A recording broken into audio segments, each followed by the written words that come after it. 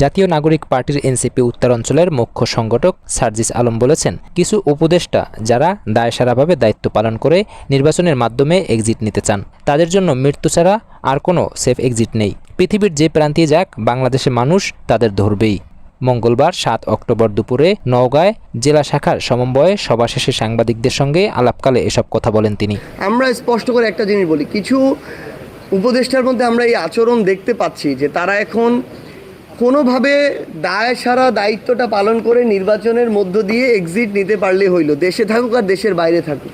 সার্জিস আলম বলেন, এত শহীদের রক্তের বিনিময়ে গড়া এই দায়িত্ব পালনে যদি কেউ ভয় করেন, তাহলে তাদের এই দায়িত্বে থাকার প্রয়োজন নেই। এত শহীদের উপরে, এত রক্তের উপরে দাঁড়িয়ে ওইখানে আছে, তারা যদি এখন জীবনের একটু থ্রেটের ভয় করে, তাহলে তো ওই দায়িত্ব তাদের নেওয়া উচিত ছিল। যারা এই মানসিকতা পোষণ করেন, তাদের জন্য মৃত্যু ছাড়া কোনো সেফ এক্সিট নেই।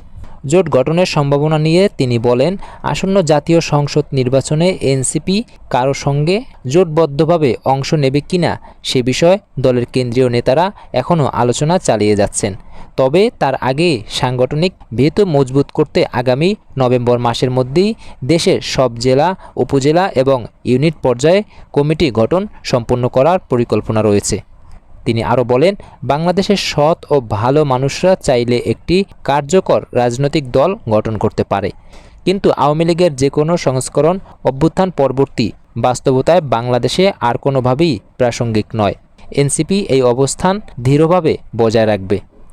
নির্বাচন কমিশনকে উদ্দেশ্য করে সার্জিস বলেন, শাপলা প্রতীক নিয়ে নির্বাচনে অংশ নিতে এনসিপির কোনো আইনগত বাধা নেই, কিন্তু এরপরও নির্বাচন কমিশন যদি স্বাধীন সাংবিধানিক প্রতিষ্ঠান হিসেবে কাজ না করে, তাহলে তা স্বেচ্ছাচারিতা কিংবা কোনো গোষ্ঠীর চাপে পরিচালিত হওয়ার ইঙ্গিত দেয়।